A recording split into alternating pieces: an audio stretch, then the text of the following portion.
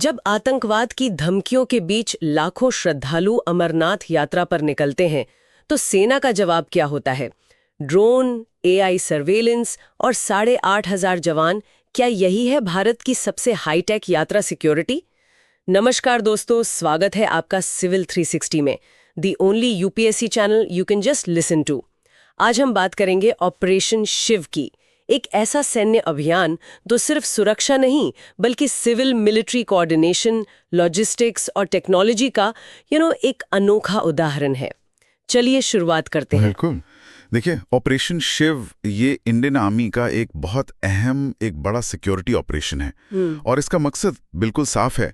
जो सालाना अमरनाथ यात्रा होती है वो पूरी तरह से सेफ रहे, स्मूथली चले। हाँ, और ये यात्रा है जम्मू कश्मीर में पवित्र अमरनाथ गुफा तक। भगवान शिव को समर्पित है और हिंदुओं के लिए एक बहुत ही महत्वपूर्ण तीर्थ यात्रा है। जी हाँ, और इसके जो रास्ते हैं वो भी काफी चैलेंजिंग हैं। हाँ, मैंने पढ़ा था 2 मुख्य रूट्स हैं। एक वो पहलगाम वाला जो शायद लंबा है काफी, 43 से 46 किलोमीटर्स। सही।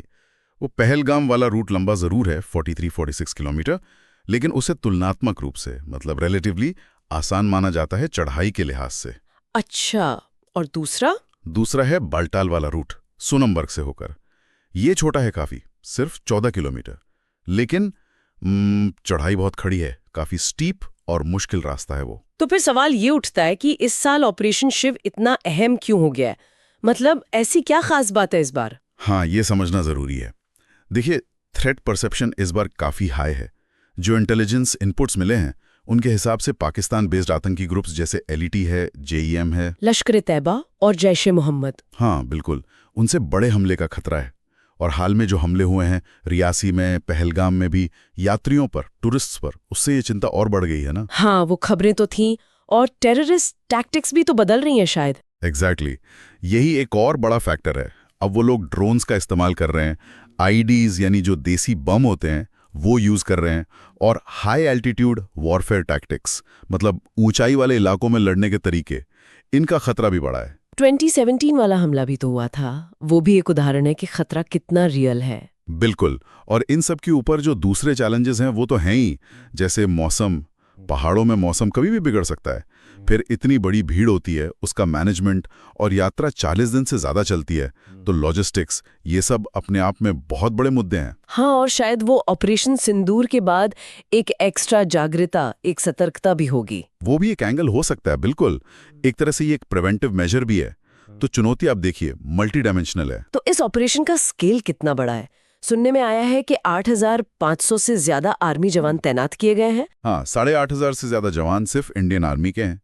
लेकिन ये सिर्फ आर्मी का ऑपरेशन नहीं है, इसमें सीआरपीएफ है, बीएसएफ है, जेएनके पुलिस तो है ही, इंटेलिजेंस ब्यूरो यानी आईबी, फिर किसी आपदा के लिए एनडीआरएफ, और इंडियन एयरफोर्स भी सपोर्ट कर रही है। बाप रे, मतलब ये तो एक पूरा जॉइंट ऑपरेशन हुआ। कहाँ डिप्लॉयमेंट है इनका?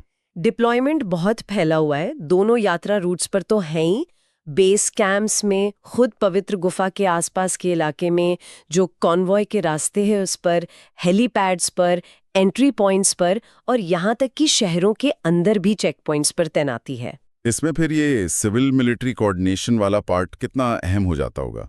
जेएनके एडमिनिस्ट्रेशन, एमएचए, आईबी, रॉ, एनटीआरओ, आईटीबीपी, बीएसएफ, इन सब के बीच तालमेल बिठाना बहुत ज्यादा, ये सबसे क्रिटिकल पहलुओं में से एक है, और इसीलिए सुनने में आया है कि एक स्पेशल जॉइंट कमांड सेंटर भी बनाया गया है ताकि रियल टाइम में इंफॉर्मेशन शेयर हो सके और सब मिलकर काम कर सकें। ये कोऑर्डिनेशन अपने आप में एक बहुत बड़ा टास्क है, नो डाउट। और इस बार टेक्नोलॉजी का इस्तेमाल भी कुछ खास बताया जा रहा है। हाँ, ये इस ऑपरेशन का शायद सबसे बड़ा हाईलाइट है। पहली बार ऐसा हो रहा है कि किसी सिविलियन इवेंट की सिक्योरिटी के लिए इतने बड़े पैमाने पर इस लेवल की एडवांस्ड मिलिट्री ग्रेड टेक्नोलॉजी इस्तेमाल की जा रही है। अच्छा, जैसे एंटी ड्रोन सिस्टम्स, 50 से ज्यादा यूनिट्स लगाई गई हैं।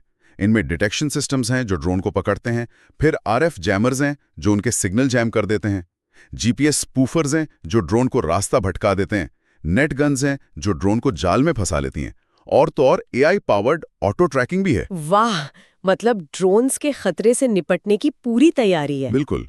इसके अलावा इलेक्ट्रॉनिक वॉरफेयर की क्षमताएं भी यूज हो रही हैं। मतलब दुश्मन के कम्युनिकेशन सिग्नल्स को जैम या इंटरसेप्ट करने वाले सिस्टम्स। यूएवी ड्रोन्स से लगातार निगरानी तो चली रही है, थर्मल इमेजिंग कैमराज हैं, नाइट विजन डिवाइसेज हैं। और डेटा का भी कुछ एडवांस्ड इस्तेमाल हो रहा है। हाँ, सैटेलाइट डेटा का इस्तेमाल हो रहा है रियल टाइम में इलाके और मौसम की अपडेट्स के लिए। और जो सेंसिटिव इलाके हैं वहां radar linked avalanche warning systems और लैंडस्लाइड डिटेक्शन सेंसर्स भी लगाए गए हैं। टेक्नोलॉजी तो ठीक है, लेकिन ग्राउंड पर तैयारी कैसी है? मेडिकल वगैरह का इंतजाम? वो भी बहुत कॉम्प्रिहेंसिव है। देखिए, एडवांस्ड ड्रेसिंग स्टेशंस हैं जहां छोटी मोटी सर्जरी भी हो सकती है, जगह जगह मेडिकल एड पोस्ट्स हैं, ऑक्सीजन बूथ्स हैं क्योंकि ऊंचाई पर ऑक्सीजन कम होती है।